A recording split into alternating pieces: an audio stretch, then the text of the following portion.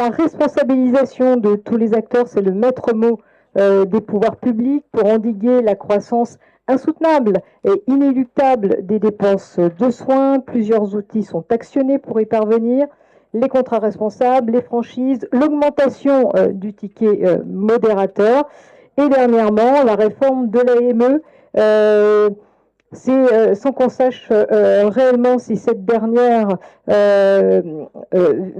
relève du débat et si elle relève de la politique migratoire ou de la politique de santé. Récemment, ce débat sur l'AME s'est infiltré dans les discussions. Donc, pour faire le point sur ces dispositifs, leur pertinence, leurs effets de bord et la manière dont ils sont perçus, alors nous recevons Gérard Raymond, il est là-bas, Gérard Raymond, président de France Asso Santé. Laure-Marie Issandou, directrice du développement des assurances mutualistes à la FNMF, la mutualité française, et l'ancien ministre de la Santé et de la Prévention, qu'on est heureux de retrouver. Il y a de la place pour tout le monde, je pense, sinon je vais me lever. Et à côté, pour les libéraux de santé, nous recevons donc Catherine Mojejski, qui occupe des fonctions importantes au CDF, et on a été la présidente, Louise Godino, vice-président du syndicat des audioprothésistes, et Nicolas Penka, secrétaire général adjoint des podologues. Alors, je vais laisser ma place à Nicolas Penka. Je pousse ma veste parce que je ne sais pas si vous le ressentez dans la salle, mais il fait une chaleur tropicale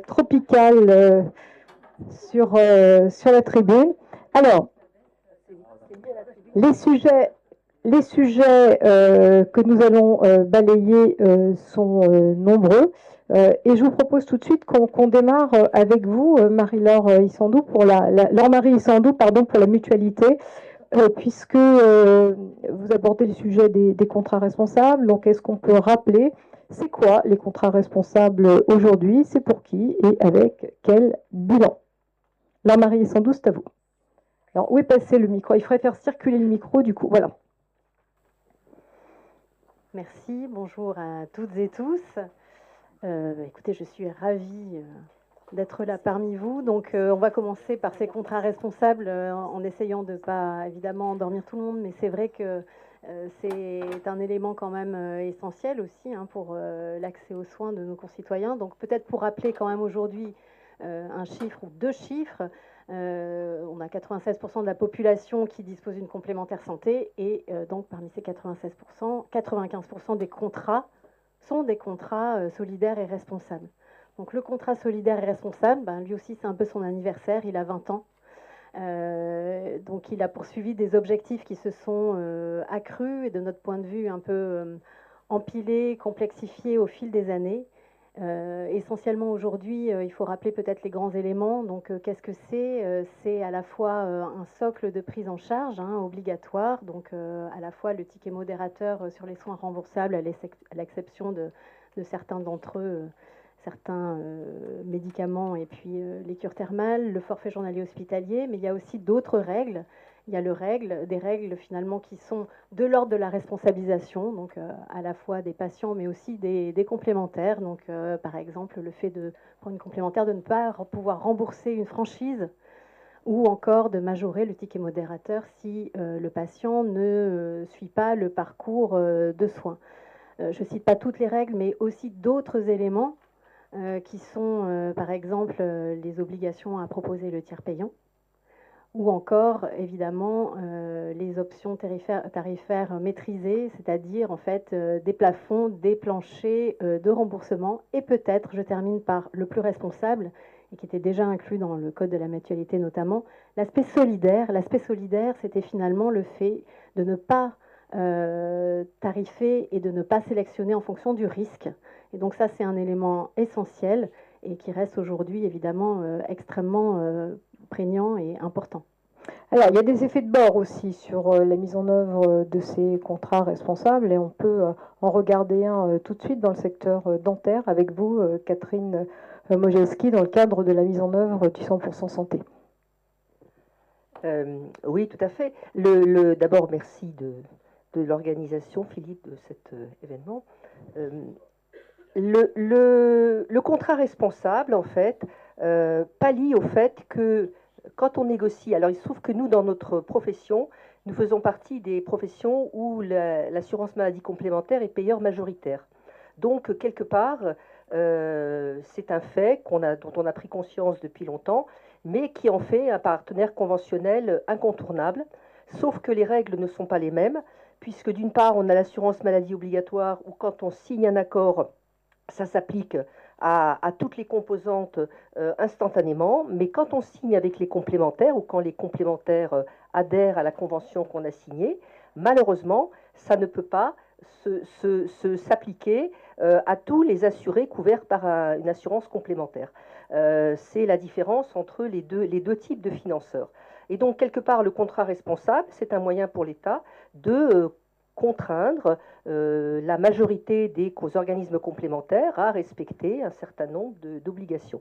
Donc c'est vrai que c'est quelque chose auquel on s'est heurté, en particulier quand on a négocié il y a quelques années le 100% santé, qui a été donc une véritable avancée en termes d'accès aux soins, sauf pour les patients qui n'avaient pas de contrat responsable. Et il y en a quand même, vous avez cité les chiffres, une proportion non négligeable. Et malheureusement, cette population, c'est souvent les personnes âgées sur des contrats individuels. On s'est tous vus des patients retraités avec des petites retraites qui avaient des contrats non responsables et sur lesquels il y a eu une impossibilité d'accéder aux prothèses qui étaient indispensables parce que leur contrat n'était pas responsable. Et que d'aller faire la démarche de changer le contrat, etc., c'était compliqué. Ils avaient du mal, ils avaient peur, enfin, ou ça, on leur annonçait un surcoût important. Donc c'est vrai que c'est quand même un vrai sujet et on se retrouve dans la même manière avec dans notre négociation où on avait donc d'une part le 100% santé et à côté on a un deuxième panier, le panier maîtrisé, qui lui se retrouve un peu le parent pauvre puisqu'on a des actes qui sont des actes médicaux indispensables et qui n'existent pas dans le panier 100% santé et qui se trouvent aujourd'hui mal pris en charge puisqu'ils ne sont pas dans ce panier dit responsable et donc sans obligation de prise en charge minimale. Donc c'est un vrai sujet. Et à ce sujet, dernière actualité, vous savez qu'on a signé un avenant conventionnel, enfin une nouvelle convention et un avenant conventionnel avec, et Thomas Fatoum l'a évoqué tout à l'heure, bon, il s'est un peu trompé dans les dates parce que la génération Sankari, ça date quand même de l'année dernière, mais c'est le nouvel EBD qui va arriver l'année prochaine. Et là, on se retrouve quand même avec une aberration puisque les complémentaires ont souhaité devenir cofinanceurs de cette prévention et on peut comprendre qu'ils aient envie par ce moyen-là d'être reconnus comme un acteur de santé publique. Mais néanmoins, quand on voit aujourd'hui dans le PLFSS, puisqu'il va y avoir un ticket modérateur qui va être créé par la loi pour cette prévention, ce qui est quand même, alors d'une part... On va y revenir sur la discussion sur le ticket modérateur. Mais par contre, on vient de voir arriver un amendement de Madame Imbert qui d'un seul coup inscrit cette prévention dans le cadre du contrat responsable. Et là, on a un peu de mal à comprendre. Donc, soit c'est conventionnel, et à ce moment-là, il n'y a pas besoin de le mettre dans le contrat responsable. Tous les signataires de la convention, y compris les complémentaires, devraient le prendre en charge. Pourquoi faut-il passer par les contrats responsables? Alors, on va y revenir. Justement, on était dans les effets de bord de ces contrats responsables, dans les effets de bord des contrats responsables. Les contrats responsables, c'est la responsabilisation des patients, mais aussi des professionnels de santé, et c'est sans doute ce qui a favorisé l'émergence des réseaux de santé, sujet que vous connaissez particulièrement bien, Louise Godineau. Oui, mais je crois qu'on va élargir un peu, parce que, quelque part, les réseaux qui ont été mis en place en 2014 par la loi Leroux, ils ont abouti finalement au 100% santé. Hein. Ce qu'ils ont permis, c'est de montrer que ça ne marchait pas. Pour ceux qui ne connaissent pas bien le détail, ce sont donc des sociétés commerciales qui sont des filiales de complémentaires, qui ne sont soumises à aucun contrôle, ni de la CPR, ni des autorités de santé, et qui proposent des contrats non négociés avec les syndicats représentatifs, aux chirurgiens dentistes et à nous-mêmes, notamment, et aux opticiens qui ne sont pas ici.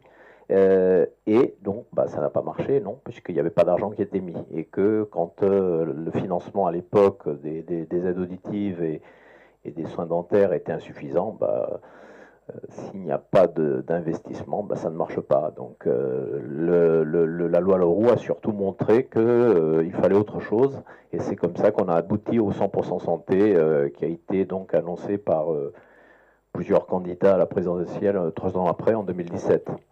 Donc au-delà de ça, je crois qu'on parlait tout à l'heure dans la table ronde précédente de tous les défis qui se présentent au système de santé avec le vieillissement de la population, des moyens financiers qui sont limités. C'est un problème d'efficience. Est-ce que au-delà des réseaux de soins, est-ce que l'assurance maladie obligatoire est efficiente? Est-ce que les complémentaires sont efficientes? Est-ce qu'on est efficient? Parce que là, il y a un vrai problème. Les réseaux de soins ne sont aujourd'hui quasiment plus utiles, mais ils sont toujours là. Ils font des appels d'offres, ils font des choses. Donc là, il y a un gain d'efficience. Donc les complémentaires, si elles doivent jouer un rôle plus important, vont devoir se poser des questions sur ces dépenses. Le tiers payant, c'est pareil. Le Haut Conseil de financement de la protection sociale demandait dans un rapport sur la lutte contre la fraude que la protection des données des complémentaires soit la même que l'assurance maladie. Comment on fait avec des dizaines de systèmes différents? Donc, à la fois, les complémentaires disent on est en concurrence, donc on peut faire comment, mais il y a un moment, il faudra bien choisir. Et il y a tout un tas de choses qui seraient des économies. C'est pareil, on parle du milliard, des 500 millions déjà du dentaire de l'année dernière, et éventuellement du milliard de cette année qui serait transféré aux complémentaires. Mais là, c'est pareil. Les frais de gestion qui ne sont pas comparables à ceux de l'assurance maladie, hein, je le dis tout de suite, hein, mais comment dire, de transférer 1 milliard de plus, il devrait y avoir comme une diminution des frais de gestion, parce que les contrats existent déjà, parce que les systèmes de remboursement existent déjà. Et pourtant, on a toujours des frais de gestion qui s'appliquent à chaque fois qu'il y a quelque chose qui est transféré. Donc je crois qu'au-delà des réseaux de soins des complémentaires, il y a vraiment à se poser la question de l'efficience des complémentaires. Parce que sinon, on va avoir un vrai problème. Un problème notamment d'assurabilité pour les gens. Parce qu'aujourd'hui, c'est bientôt la moitié des Français, les 4 ou 5 déciles les moins riches, qui ne vont pas pouvoir s'acheter de ce billet de complémentaire. Donc là, de toute façon, dans la situation politique actuelle, faire du structurel, ça va être très difficile. Un structurel, c'est demander aux complémentaires des efforts, éventuellement de changer des systèmes. N'oublions pas qu'actuellement, les gens qui ont du mal à s'assurer, c'est notamment les retraités modestes, et que les 6 ou 7 milliards d'aides sociales et fiscales sont donnés aux actifs. Et les retraités n'en ont pas. Donc tout est à l'envers. Donc ça va bien au-delà de ce dossier que j'aime bien particulièrement, soit, mais au-delà des réseaux de soins, des complémentaires. Il y a vraiment tout le modèle à mettre à plat, et c'est sûrement pas le moment politique en ce moment, malheureusement. Alors, on va donner la parole à Parfait Penka pour les pédicures podologues. Et vous, pour ce qui vous concerne et pour ce qui concerne la podologie, certains soins de pédicurie sont mal pris en charge aujourd'hui par l'assurance maladie. Et la forte disparité entre les contrats, on a parlé des contrats responsables, il n'y a pas que les contrats responsables, les différents contrats aujourd'hui posés par les complémentaires posent de grandes difficultés aux patients, engendrant soit des renoncements, soit des retards d'accès aux soins, avec des conséquences très délétères pour les patients. Parfait, Penka. Merci. Effectivement, que ce soit les contrats responsables ou les autres, il y a une problématique au niveau du remboursement de certains actes. Et derrière, va se poser la question de l'accessibilité des soins et également du coût des dépenses en santé. Au niveau de l'accessibilité des soins, lorsqu'on va avoir des patients qui ne vont pas avoir une prise en charge assez suffisante, ils ne vont pas pouvoir bénéficier de certains soins. On peut prendre par exemple l'ongle incarné, ou on peut sortir de notre profession et parler d'autres professions qui sont présentes ici aujourd'hui et qui vont être concernées par la même problématique. Et lorsque les patients ne sont pas exposés ne peuvent pas bénéficier de certains soins. Ça peut entraîner des complications, des surinfections. Derrière, cela va mobiliser parfois des spécialistes ou de l'encombrement aux urgences. Donc ce sont des problématiques qui sont assez présentes. Et donc, pour pouvoir améliorer la qualité de vie des patients, mais également pour pouvoir réduire les coûts associés à des complications plus graves, il est nécessaire d'avoir une bonne couverture de la population, ainsi qu'un accès aux soins facilité. Merci, Parfait Penka. On va faire circuler le micro jusqu'à Gérard Raymond, puis ensuite on vous tendra la perche, François Braun, et on écoutera la réaction de la mutualité sur ce point. Aujourd'hui, voilà, comment est-ce que vous, en tant que patient, vous regardez ces contrats responsables, vous regardez tout ce qui est à l'œuvre, et puis on va lancer, tant qu'on y est, le sujet qui a été ouvert sur l'augmentation du ticket modérateur et ces transferts de charges en direction des complémentaires santé. Merci pour cette invitation et de pouvoir échanger avec vous. Nous, on regarde cette situation avec beaucoup d'inquiétude. Et on se demande encore une fois quelle sauce on va être mangé, parce que systématiquement, après des beaux discours, après de belles incantations, etc., c'est toujours le même qui va payer. C'est toujours le patient qui va payer. Sur les contrats responsables, il va payer. Sur le 1 milliard qu'il faut, le ticket modérateur, il va payer. Donc, effectivement, les complémentaires santé vont augmenter, les cotisations qu'il va payer, c'est le patient, etc., etc. Il faut responsabiliser le patient, alors on va y mettre 5 € de plus sur la taxe à la paix. Il faut le responsabiliser parce qu'il ne suit pas son parcours de soins, donc on va lui faire payer davantage. Donc c'est toujours le même qui paye, cette affaire-là. Donc on regarde effectivement cette évolution du système de santé avec beaucoup de préoccupations et d'interrogations. D'autant plus que, à force de culpabiliser les patients, non pas les responsabiliser, mais les culpabiliser, on en arrive effectivement à des refus de soins, on en arrive à ne plus se faire soigner, etc., etc., et donc à un état de santé de la population qui se dégrade petit à petit. On en arrive aussi à une perte de confiance de nos concitoyens dans le système de santé. Pour la première fois, sur l'état de la nation au CESE, pour la première fois, c'est la santé qui est la première préoccupation des Français. 40% d'entre nous considérons que le système de santé ne répond plus à nos besoins. C'est un vrai, au-delà du chômage, etc., etc. Donc c'est vrai. Et on voit bien la perte de confiance aujourd'hui qu'effectivement nos concitoyens ont en ce système de santé.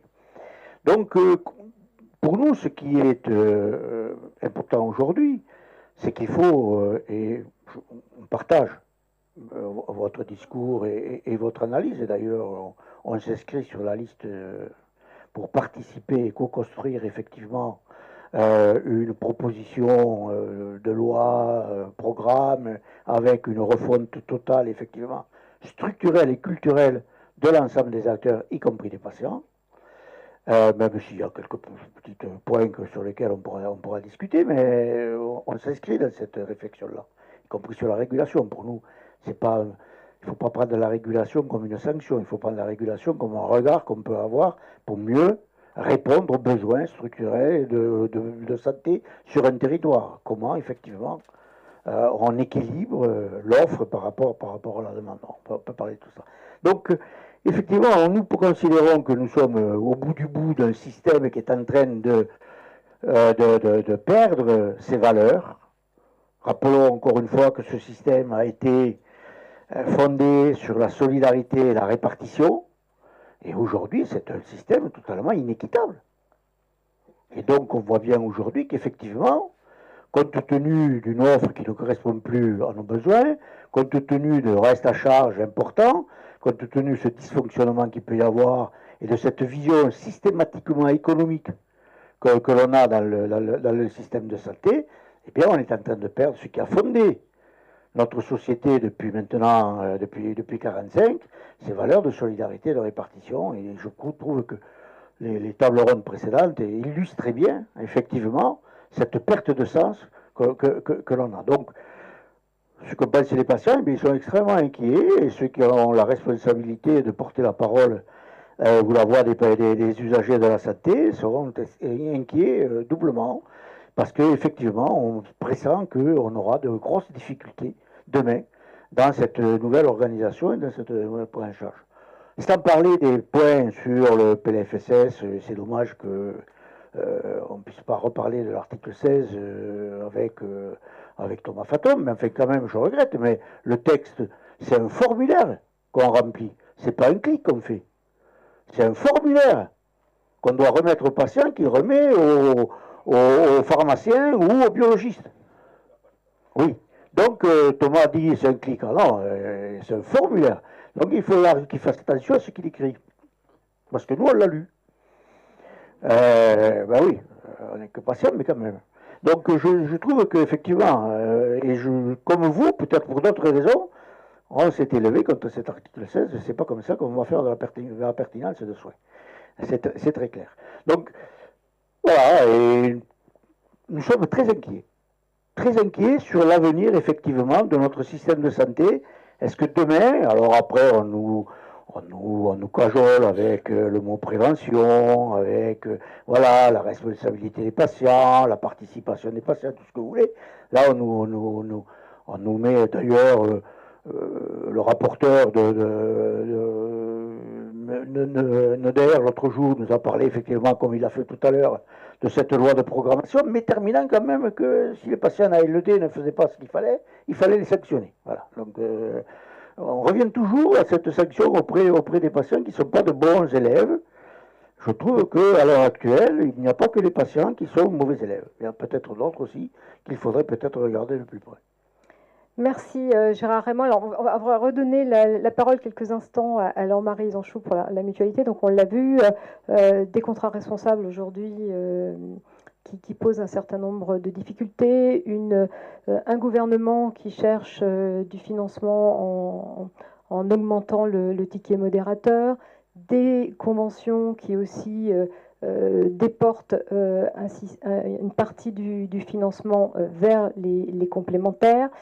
Des complémentaires qui proposent des syndicats, des contrats disparates dans lesquels les patients ne se retrouvent plus, les syndicats d'ailleurs non plus. Tout à l'heure, Sébastien Guérard a posé le sujet d'une gouvernance des relations avec les organismes complémentaires.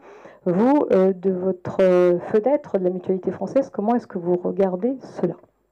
Alors peut-être plusieurs choses pour ramasser un peu les idées, puisque il y a beaucoup de choses déjà qui ont été dites sur cette table ronde. Peut-être la première chose, et c'est important d'y revenir, effectivement, on est aujourd'hui dans un moment où on a des besoins de santé qui s'accroissent. Je crois ou plutôt dans la salle, tout le monde en est persuadé. On a les enjeux de la transition démographique, elle est là. Elle a une pression inéluctable en fait sur les dépenses de santé. On a une transition environnementale, on va dire aussi une transition épidémiologique qui est plus ou moins corrélée, en tout cas avec donc des maladies chroniques qui s'accroissent, des besoins quand même en termes d'innovation, d'accès à l'innovation, des besoins en termes de prévention. Donc ça, ce sont les besoins. Aujourd'hui, on a un sujet qui est posé par tous, c'est la soutenabilité de notre système de protection sociale, et le système mutualisé des complémentaires santé n'y fait pas exception. Autrement dit, quand on parle, nous, du contrat responsable, pourquoi on en parle ? Je le disais rapidement tout à l'heure, depuis sa création en 2004, on a poursuivi des objectifs qui se sont, encore une fois, stratifiés, et on ne s'est jamais véritablement reposé la question de à quoi sert cet outil. Aujourd'hui, on en est à ce moment-là où finalement, nous, on appelle, mais comme quand même un grand ensemble des acteurs du système de santé, de protection sociale et les patients, puisque Gérard Raymond a complètement rappelé la signature d'une tribune auprès de la ministre de la Santé et de l'Accès aux soins pour appeler justement à cette réflexion, puisqu'on a chaque année, finalement, un moment où eh bien, on se pose pas vraiment la question de vers où on va ensemble en matière de santé, quels sont vraiment les enjeux. on se pose la question de, je reprends ce terme parce que pour moi il était éloquent, il est dans le dossier de presse du projet de loi de financement de la sécurité sociale, comment on freine la trajectoire de l'Ondam. Et au final, le freinage de la trajectoire de l'Ondam, effectivement, c'est pas la bonne manière d'envisager les choses. C'est finalement à quel besoin on répond. Et c'est dans ce contexte qu'effectivement la soutenabilité de la cotisation à la complémentaire santé, qui aujourd'hui est un des éléments en fait de protection contre les aléas de santé et qui permet quand même malgré tout d'avoir un reste à charge en France qui reste le plus bas d'Europe, eh bien elle est confrontée aussi à ce sujet de soutenabilité. Donc la question c'est finalement comment on fait ensemble. Nous c'est pour ça qu'on souhaite qu'il puisse y avoir, encore une fois, l'ouverture d'une vraie concertation autour du contrat responsable. Aujourd'hui, ce contrat responsable, encore une fois, il est prévu par des textes. Ça a beaucoup été évoqué lors des tables rondes tout à l'heure, le sujet de la réglementation ou du poids du réglementaire. On va le redire, la trajectoire, par exemple, de l'Ondam, c'est, par exemple, 1,1 milliard de transferts entre l'assurance maladie obligatoire et l'assurance maladie complémentaire. Ça passe par le règlement, ça passe par un décret. Beaucoup d'extensions du contrat responsable aujourd'hui passent par décret. Et finalement, on n'a pas la concertation nécessaire. Donc, c'est vrai que ça, c'est... Bon, voilà, le ministre François Braun pourra rappeler le souhait, je pense, des complémentaires santé et je pense, de l'ensemble d'autres acteurs d'avoir ce dialogue et cette concertation. Maintenant, on voudrait que ça puisse passer aux actes et que le contrat responsable reprenne un petit peu ce pourquoi il était fait au départ. À savoir, c'est solidaire, à savoir, c'est quand même une protection finalement sur un socle donc de besoins essentiels et éviter qu'il soit utilisé comme un outil. Aujourd'hui, en fait, ça couvre des aléas, donc des dépenses qui sont aléatoires, du risque santé, et il doit être fait pour ça, pour protéger au mieux, ce qui n'empêche pas d'avoir aussi une réflexion sur là où il faut investir, notamment la prévention, et cette fois pour de vrai. Voilà, je m'arrête. Merci Laure-Marie Zonchou. Alors on tend le micro évidemment à François Braun. Alors avant d'en venir au sujet sur l'AME, sujet pour lequel vous avez vraiment souhaité être là et vous avez bousculé votre agenda de l'après-midi pour être parmi nous aujourd'hui, avant d'en venir à ce sujet qu'on abordera dans un deuxième temps, vous avez été ministre de la Santé et de la Prévention. J'imagine que tous ces sujets, vous les avez regardés de près et qu'ils ont nourri vos réflexions. Aujourd'hui, comment est-ce que vous les regardez ? Merci d'abord de me donner l'occasion de vous revoir les uns et les autres. Ça fait vraiment plaisir. Comment je les regarde ? D'un peu plus loin, quand même. Et surtout, j'essaie de prendre un petit peu de distance par rapport à la réflexion, parce que quand on est dans l'action, c'est un des problèmes de ce ministère d'ailleurs, c'est qu'on est beaucoup dans l'action et on n'est pas suffisamment dans la réflexion. Mais, alors j'entends des choses qui me font plaisir, là, sur une loi de programmation santé, sur s'intéresser aux besoins et non plus simplement à l'offre, voilà des éléments qui sont à mon sens majeurs. Mais je pense qu'on continue un petit peu à se tromper de direction dans nos réflexions, sachant que notre système de santé demain n'aura rien à voir avec le système d'hier et pas grand-chose à voir avec le système d'aujourd'hui. Si on veut continuer à utiliser les mêmes outils, on va faire in fine les mêmes erreurs. Je m'explique, nous ne sommes pas, et je le dis sans arrêt, nous ne sommes pas face à une crise du système de santé. Pour la crise, on sait faire, on n'est pas plus idiot que les autres. On est face à une mutation de notre système de santé, et pas uniquement d'une autre, puisque tous les systèmes de santé à travers le même sont dans la même situation. Regardez ce qui s'est passé en Angleterre.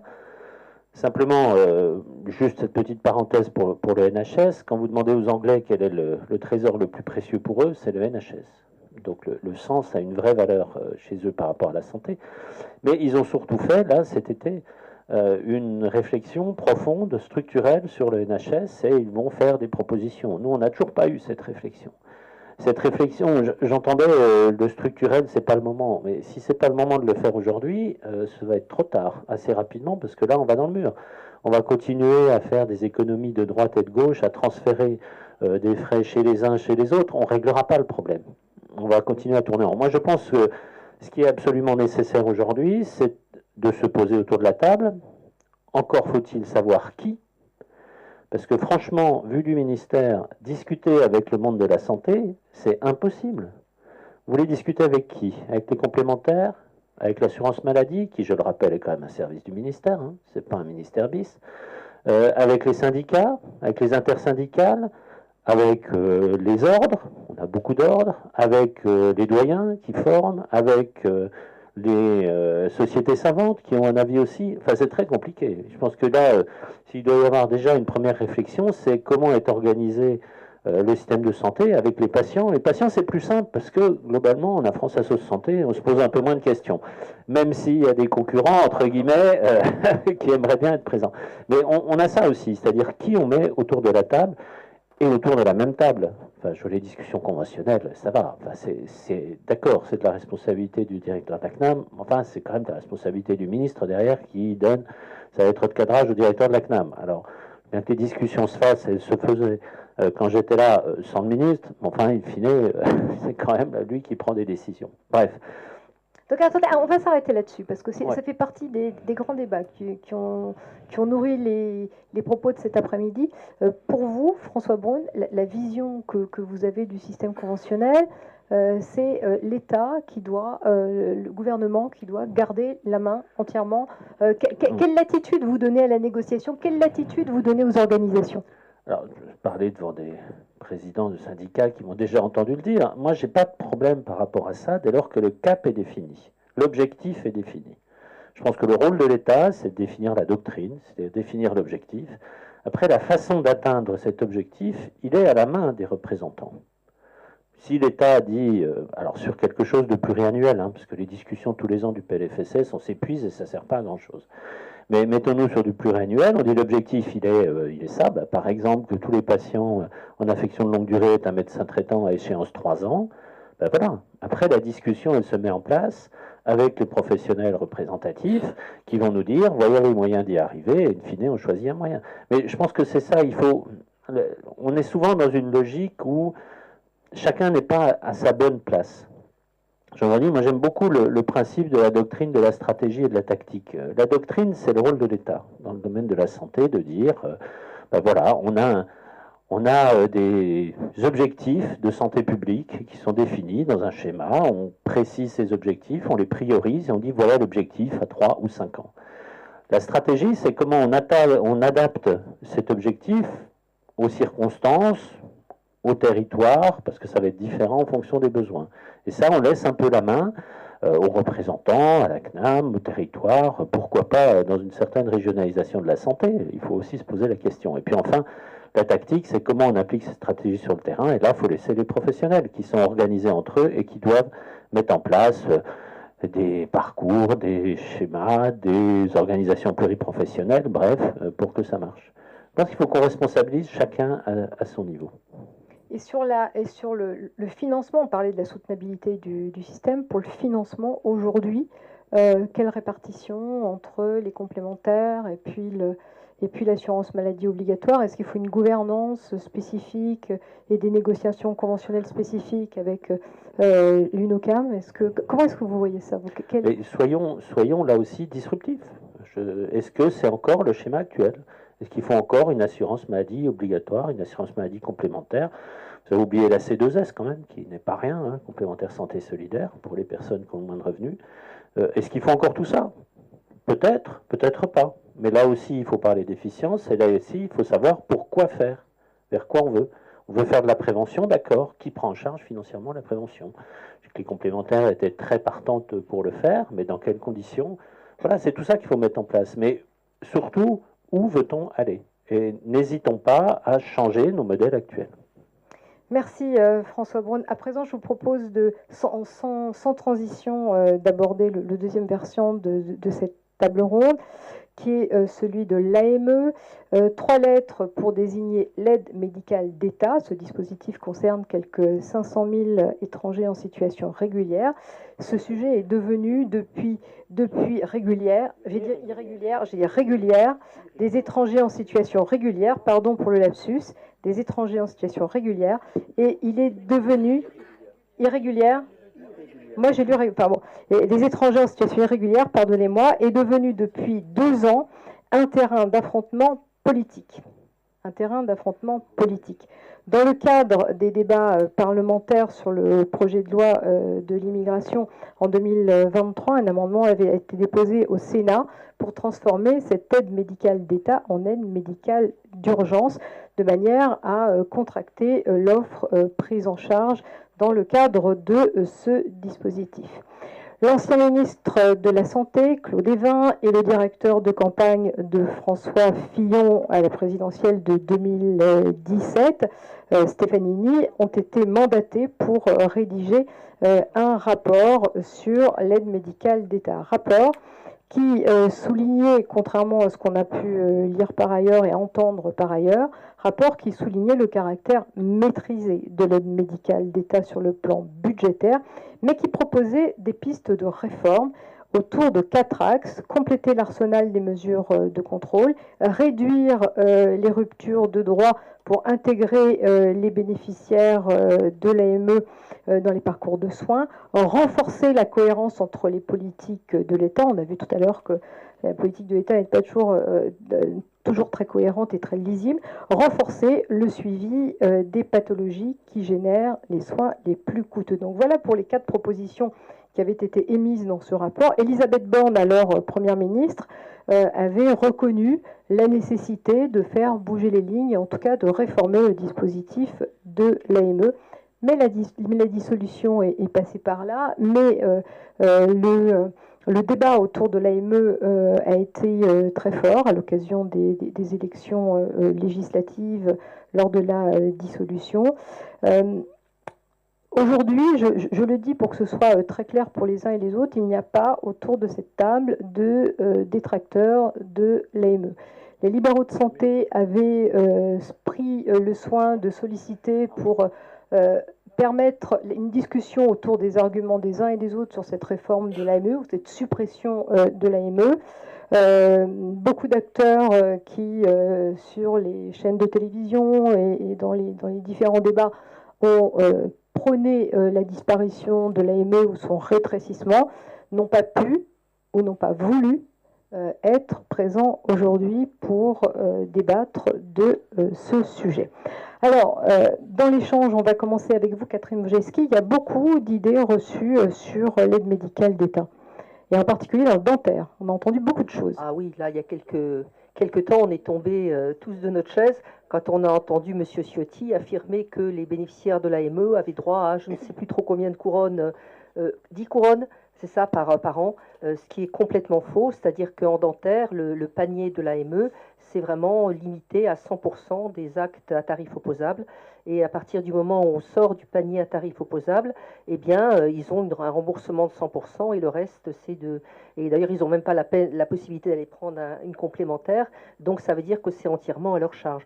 Donc, c'est quand même assez hallucinant d'entendre des gens qui parlent d'un sujet qui est important, mais sans avoir pris le temps de s'informer sur la réalité de ce que contient l'AME.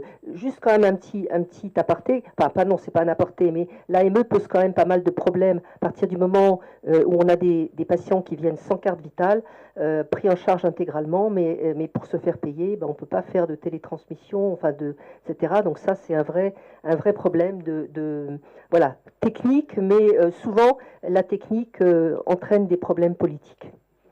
Gérard Raymond, pour France Asso Santé, c'est largement mobilisé sur ce sujet avec une parole forte. Oui, enfin, je ne vois aucune raison intelligente ou pragmatique de supprimer cette AME. D'abord, c'est un refus de solidarité et de soins à une personne qui en a besoin. Ah, quand même, tout de même. Alors, je veux bien qu'on ne veut pas accueillir toute la misère du monde dans ce pays, je veux bien, mais tout de même, quand même. Il y a un refus de soins auprès d'une personne qui en a besoin et plus besoin. Et souvent, ces personnes-là, elles ont plutôt d'autres préoccupations que celle de se faire une couronne en or ou de se refaire coller les oreilles. Hein. Franchement, il faut arrêter avec ça. Donc bon. Donc pour nous, c'était un manque de solidarité vis-à-vis et le milieu associatif ne peut pas accepter ce genre de démarche. Ensuite, encore une fois de plus, c'est aussi un axe de prévention et de bonne santé de la population. Si on laisse ces gens-là sans soins, qui peuvent rentrer de pays avec des pathologies, etc., on va avoir des vrais problèmes de santé publique parce que, n'étant pas soignés, il peut y avoir effectivement des contaminations et tout. Donc, on l'a vu d'ailleurs en Espagne. L'Espagne qui a essayé et qui, 2 ou 3 ans après, Jean-Paul est vite revenu en arrière. Donc, c'est, j'allais dire philosophiquement, oui, impensable que certains puissent considérer que dans ce pays, déjà malades, on ne les soigne pas. Pour quelle raison? Voilà, parce qu'ils ne sont peut-être pas de la même couleur que nous, etc. Donc, franchement, c'est pour nous insoutenable. Donc, on s'élèvera en permanence, effectivement, contre cet axe-là, parce que ça ne répond pas, effectivement, à cet esprit de solidarité qui est le nôtre. Alors, ils ne sont pas là pour exprimer leur point de vue. Je vais me faire l'avocat du diable, mais ce que je vais énoncer, évidemment, n'engage pas ma pensée et n'est en aucun cas le reflet de ce que je pense à titre personnel. Mais en tout cas, il convient de rappeler les arguments qui ont été avancés par les tenants de la suppression de l'AMU. C'est des arguments qui ont été portés dans le débat par le Rassemblement national, par les ciotistes, mais aussi certains membres des Républicains. Ces arguments sont, bah oui, l'AME, c'est un appel d'air migratoire. Les gens choisissent de migrer en France pour précisément bénéficier de cette couverture santé. C'est le tourisme médical, ce nomadisme entre États qui permet, pour des raisons de confort, effectivement, de venir se faire pratiquer tel ou tel acte médical qui serait de meilleure qualité en France qu'ailleurs. C'est un dispositif qui a été détourné, qui est au centre de trafics divers et variés. C'est une source de fraude et puis surtout, c'est le tonneau des Danaïdes en matière de dépenses avec une croissance que certains estiment dépasser les 20% par an. En tout cas, ce sont les éléments qui ont été avancés. Vous, François Braun, avec 7 autres anciens ministres de la Santé, je vais les citer, Agnès Buzyn, Roselyne Bachelot, Aurélien Rousseau, Marisol Touraine, Olivier Véran, Agnès Firmin-Lebaudot et Frédéric Valtou, vous avez signé une tribune justement pour rappeler le rôle de l'AME et défendre la nécessité de maintenir ce dispositif spécifique pour prendre en charge ces personnes étrangères qui arrivent en France. Oui, effectivement, c'est la première fois qu'autant de ministres de la Santé se mettent d'accord sur quelque chose. Donc, il faut de tous les bords, et de tous les bords. Et de tous les bords. Oui, mais on en a pris qui sont restés longtemps, t'as remarqué quand même. Non, alors, bon, ce ne serait qu'un marronnier politique, cette question, ça ferait sourire, quoi. Parce que, bon, voilà, ça revient tous les ans, c'est purement électoraliste, c'est de courte vue, enfin, on peut dire tout ce qu'on veut derrière. Mais ce n'est pas que ça, c'est ça le problème. Pour moi, c'est pas que pour moi, en tout cas pour les signataires de cette tribune, c'est une triple faute. Et cette faute est grave parce que c'est une faute de santé publique, tu l'as très bien dit. La recrudescence de la tuberculose, la recrudescence des pathologies infectieuses vectorielles demain. Bon, bien entendu, il faut soigner ces gens si on ne veut pas voir ces pathologies se développer en France. C'est une faute par rapport à, quelque part, notre Constitution, puisque c'est le droit d'accès à la santé à tous les citoyens, dès lors qu'ils sont sur notre sol. Et puis, c'est une lamentable erreur en termes de maîtrise des dépenses de santé. Puisque réduire l'AME, c'est augmenter le coût de la santé. On l'a fait, on l'a essayé dans la loi de financement de la sécurité sociale de 2011. On l'a supprimé en 2012. Il y avait moins de bénéficiaires, mais les dépenses de santé ont augmenté de 18%. Et principalement concernant justement ces personnes en situation irrégulière, essentiellement parce qu'elles se faisaient soigner plus tard, pour des cas plus graves, et à l'hôpital où ça coûte plus cher. Donc en plus, c'est une stupidité financière. Alors, la question financière, elle est souvent mise en avant. Il faut regarder que le coût de l'AME par bénéficiaire reste stable depuis 10 ans. Il n'y a pas d'augmentation de coût. Donc dire que ils en profitent de façon éhontée, c'est totalement faux. Ce qui a augmenté par contre, c'est le nombre d'étrangers en situation irrégulière sur notre sol. Ça, c'est une question immigratoire. Ce n'est pas une question de santé. Quelque part, si on veut qu'il y ait moins de gens qui bénéficient de l'AME, il faut qu'il y ait moins de personnes en situation irrégulière sur notre sol. Et je n'ai pas du tout de de propension à vouloir une politique de limitation de l'immigration particulière, mais c'est un simple calcul mécanique et une règle de 3. Donc, supprimer l'AME, alors après on peut l'appeler AMU, hein, mais c'est la question que j'avais posée, qui va définir l'urgence? Bon, bah, le médecin. Oui, bon, bah, le médecin, il dira que tout est urgent. Enfin, c'est complètement ridicule. C'est pas en changement de nom qu'on va faire quelque chose. Les réflexions du rapport qui avait été demandé par Elisabeth Borne, elles sont à la marge. Enfin, honnêtement, oui, on peut peut-être mettre sur certaines pathologies une entente préalable pour pas avoir d'excès. Bon, d'accord, mais ça va pas changer. Et puis rappelons d'un point de vue financier que c'est objectivement que l'épaisseur du trait, c'est de l'ordre de 1 milliard, allez, peut-être un petit peu plus, sur les 260 milliards. C'est du 0,5%, quoi. Donc arrêtons de prendre des risques de santé publique majeurs, de prendre des risques d'augmenter les dépenses pour un gain in fine qui sera négatif. Qui, selon vous, au sein du gouvernement aujourd'hui, doit porter la décision sur une réforme, pas une réforme, et sur le sort de l'aide médicale d'État d'une manière générale? Est-ce que c'est un sujet qui doit trouver sa place au sein d'une loi immigration? Monsieur Retailleau, ministre de l'Intérieur, porte l'idée d'une nouvelle loi de lutte contre l'immigration. Ou est-ce que c'est aux professionnels de santé, au secteur de la santé, au ministre de la Santé d'arbitrer ce dossier? Comment on fait pour dépassionner le débat, peut-être remettre les choses à leur place? Par une loi de programmation de santé? Non, c'est pas un problème d'immigration, enfin, si ce n'est de volume, mais ça concerne pas la santé. C'est un problème de santé publique. Donc ça doit être porté par le ministère de la Santé et, je l'espère, encore demain, de la prévention. Merci, merci pour ce point sur l'AME. Vous avez lancé la perche sur la prévention. C'est un sujet qu'on n'a pas encore abordé. On est un peu en retard parce qu'on a démarré un petit peu en retard, mais est-ce qu'on peut dire quelques mots sur la prévention? Qui doit financer la prévention aujourd'hui? Côté complémentaire, il y a des actions. Qu'est-ce que vous seriez prêt à financer? Puis après, je vous redonne la parole, François Braun. Alors, il y a déjà un investissement qui est fort de diverses manières. Alors, on a la prévention, évidemment, c'est le rôle que les complémentaires, les mutuelles peuvent avoir auprès de leurs adhérents. Je commence par celui-ci. Il peut paraître, pour certains, peut-être un peu, comment dire, allez, on va dire gazeux.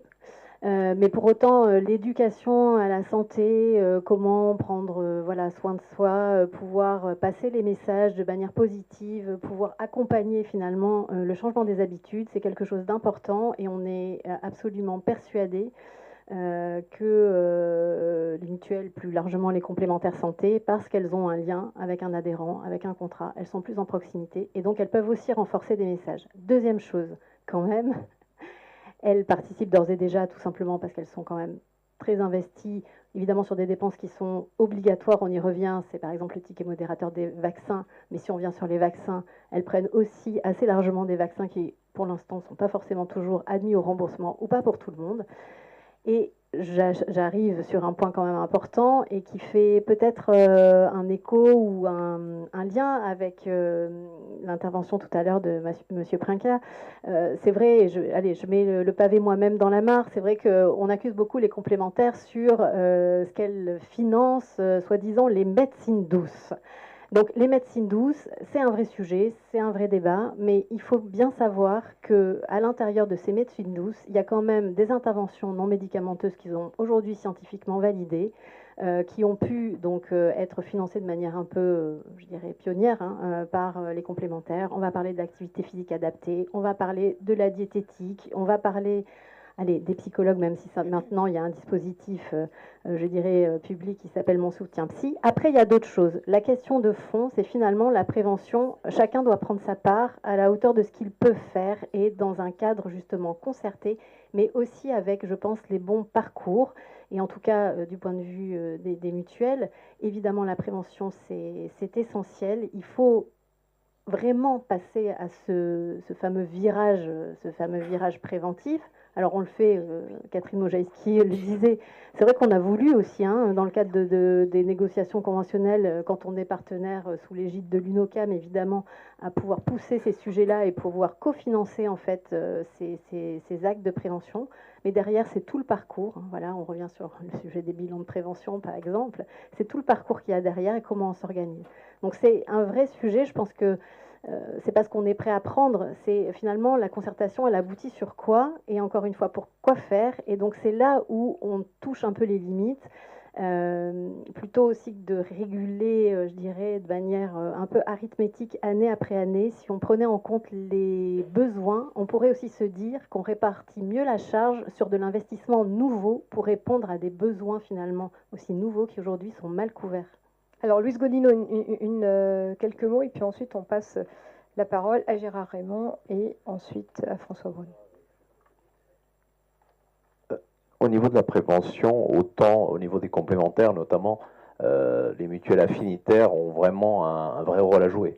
Je pense notamment à un travail qu'on a fait, nous, les audioprothésistes, avec une mutuelle militaire, parce que les militaires ont des problèmes souvent d'audition, par exemple.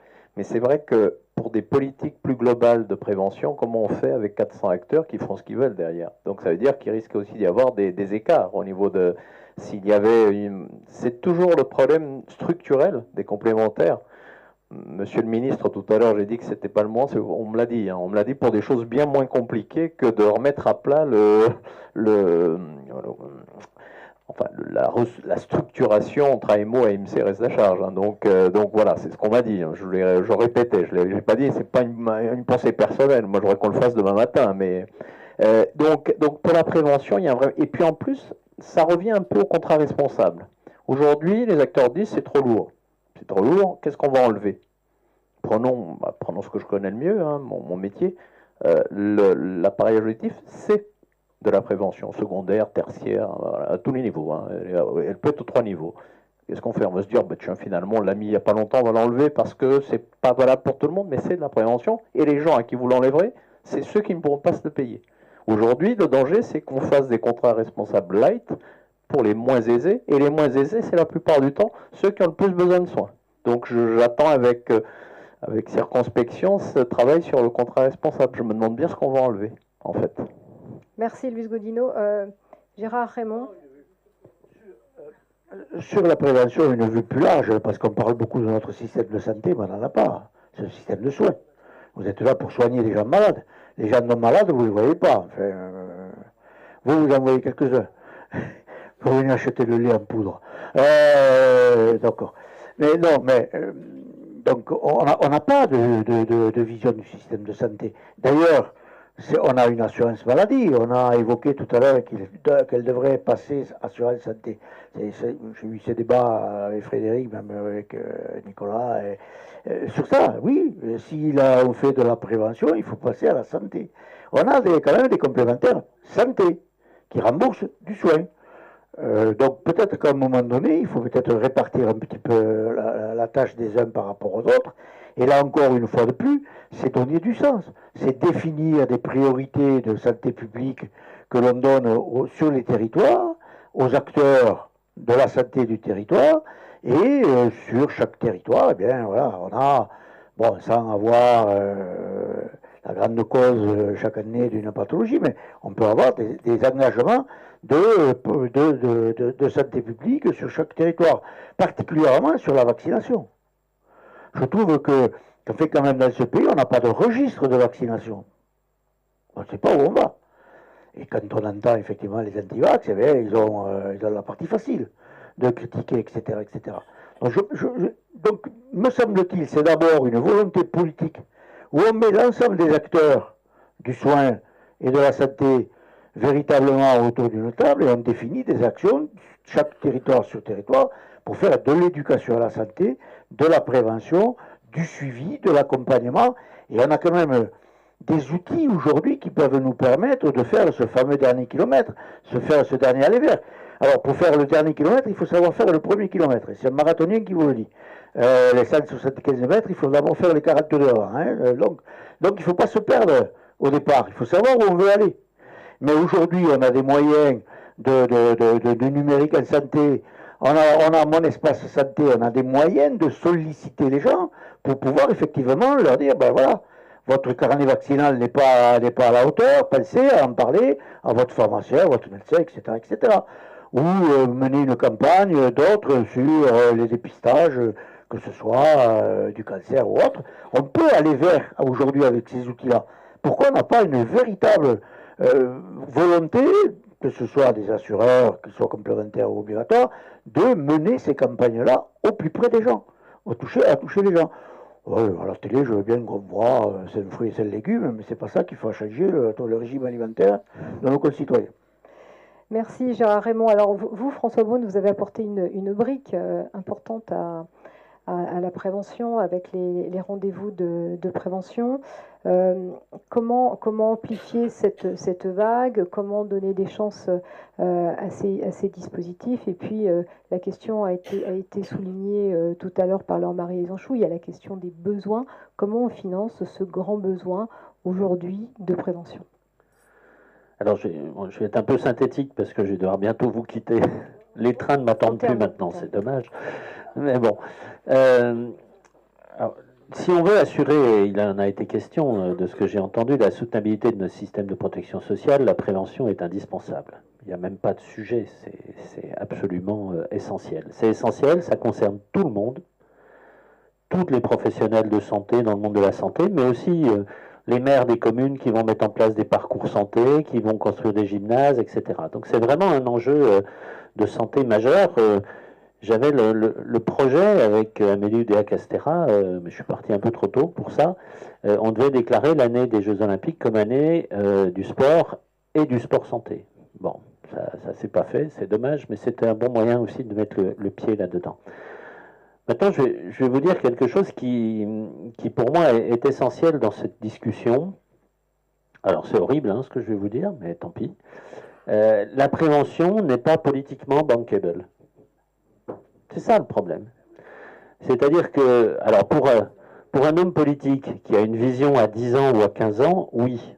Et c'est comme ça qu'on a lancé avec le président la vaccination HPV, parce que ça coûte globalement 250 millions par an si on vaccine toute une tranche d'âge au prix fort de la vaccination, et le coût simplement du cancer du col, je ne parle pas des décès et des autres cancers, c'est 280 millions par an. Donc c'est bénéficiaire, bien sûr, mais dans 15 ans. Donc il faut avoir cette volonté d'investir pendant 15 ans. Par contre, pour le politicien lambda, l'efficacité de la prévention pour sa prochaine élection dans 1 an ou dans 2 ans, il est nul. Donc on a beaucoup de mal à faire accepter cette politique de prévention. Et c'est tous ensemble qu'on va réussir à avancer sur ce sujet. Il n'y a pas de raison. Mais chacun doit apporter sa petite pierre. La semaine dernière, le député de la Moselle a fait Metz-Paris en vélo et en courant pour alerter la ministre sur la prise d'un décret sur le sport santé pour le diabète, pour que ce soit pris en charge. Bref, on va y arriver petit à petit. Mais ça concerne vraiment tout le monde. Alors justement, est-ce que cette loi de programmation que certains appellent de leur vœu aujourd'hui, programmation en santé, pourrait permettre justement d'inscrire et de libérer de l'enjeu politique immédiat la prévention? Oui, c'est bien pour ça que les politiques n'en veulent pas. Ils n'aiment pas les lois de programmation parce que ça contraint pendant 3 ou 5 ans, ce qui peut se comprendre aussi. Enfin, il y a plein d'explications, mais ce qu'a dit Gérard Raymond est très important. On parle de santé, on ne parle pas de soins.